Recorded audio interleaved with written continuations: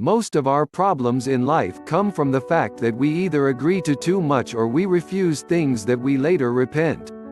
Though we may be highly educated, there is one department that most of us are lacking in, that of saying yes or no at the right place.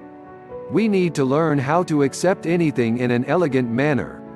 We should not take up too much, and we should not take up anything that is against the principles that we have set up in life. At the same time, we should make sure that when accepting something, we are getting what we want out of it, whether it is monetary compensation or creative satisfaction or goodwill or whatever it is that is our motivation at the moment. We should also make sure that we are not coming across as too desperate when we say yes to something. Even though we may be blessed with amazing talent, if we are too desperate, then people develop a low opinion of us.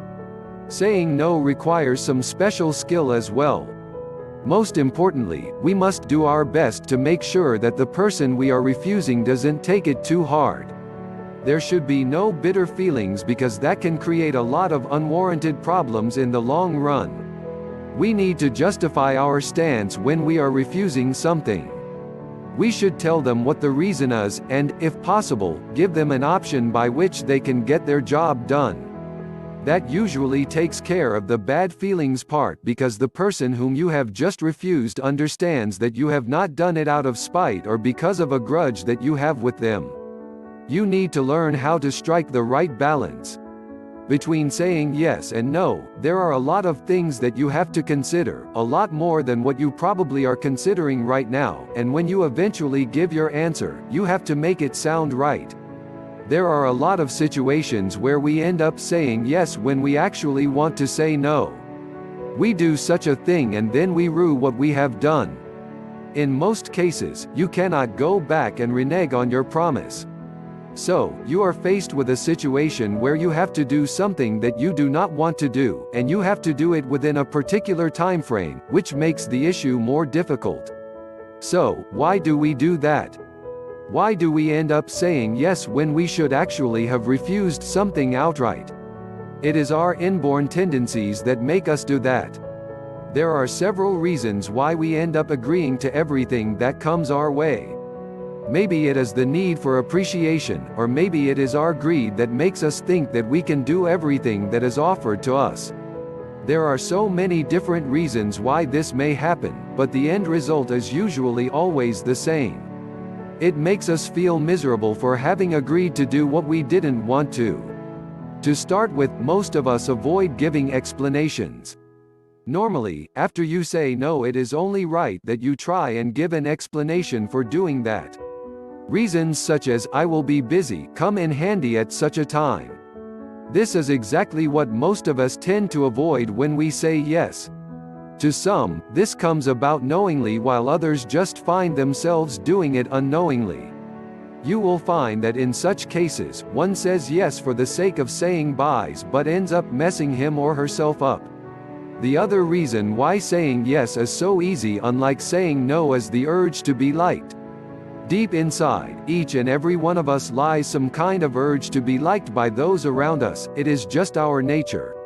This urge to be liked leads us to doing some deeds that benefits others but increases stress on us.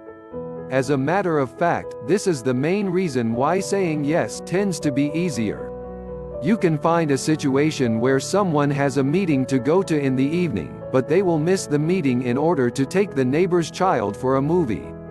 The main reason for this is the deep urge to be liked by the neighbor. Unless we overcome this urge, saying yes will always seem far much easier as compared to doing the right thing, saying no. The first thing that should be done is an evaluation of the reason why they have to make a decision.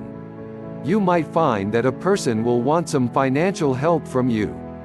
When this happens, you can decide to agree or to disagree. You can agree by looking at the situation in a thorough manner. The first thing that you should ask yourself is if you are able to offer the help that is needed. For example, if someone wants a certain amount of money and you have it, you can easily say yes.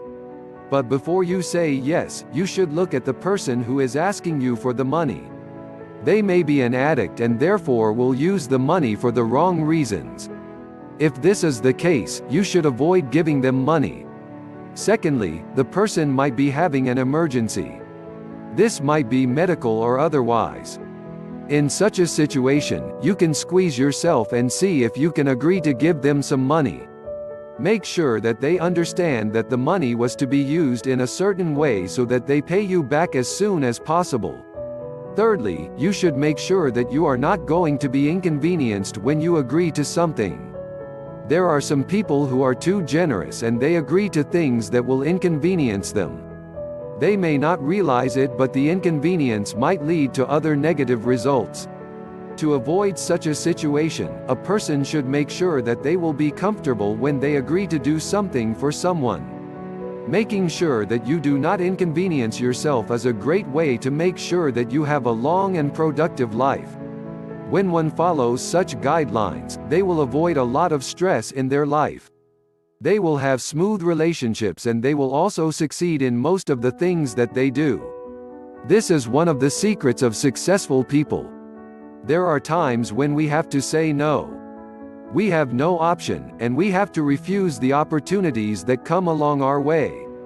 But we have to understand when we cannot do everything, of course, and hence refusal becomes an important weapon that we have to use sometimes. But when we are refusing something, we are already treading a very delicate line. Nobody likes to hear a refusal.